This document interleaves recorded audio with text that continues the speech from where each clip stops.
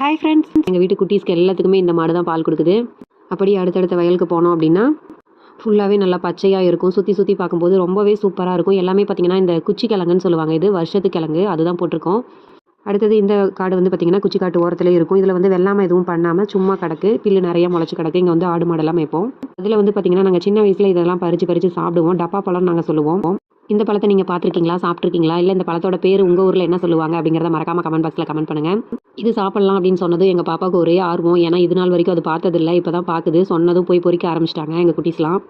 பறிச்சுட்டு அதோட டேஸ்ட்லாம் எப்படி இருக்குது அப்படின்னு சாப்பிட்டு பார்த்துட்டு அடுத்த வேட்டைக்கு ஆரம்பிச்சிட்டோம். அடுத்த வேட்டை என்னென்னு பார்த்தீங்கன்னா எங்களோட குச்சி காடுன்னு சொன்னேன் இல்லையா, அந்த காட்டில் வந்துட்டு குட்டி குட்டி கீரையிலேருந்து பெரிய கீரை வரைக்கும் வளர்ந்துருந்துச்சு. இது என்ன கீரைன்னு உங்கள் ஊரில் சொல்லுவீங்கன்னு சொல்லுங்கள். கீரை வந்து பார்த்திங்கன்னா அங்கோன்னு இங்கோனா தான் இருக்கும், தேடி பறிக்கிற மாதிரி தான் இருக்கும். ஆனால் அதோட டேஸ்ட்டு சூப்பராக இருக்கும். அதே போல் பொரிக்கிறதுக்குமே பார்த்திங்கன்னா நாங்கள் லீவ் டைமில் ஃபேமிலியோட எல்லாரும் போய் சேர்ந்து பொரிக்கிறப்ப ரொம்பவே ஜாலியாக தான் இருக்கும். அவ்வளோதாங்க. நீங்களும் இந்த மாதிரி எல்லாம் பறிச்சிருக்கீங்களான்னு சொல்லுங்கள். வீடியோ பிடிச்சிருந்தா லைக் பண்ணுங்கள். பாய்.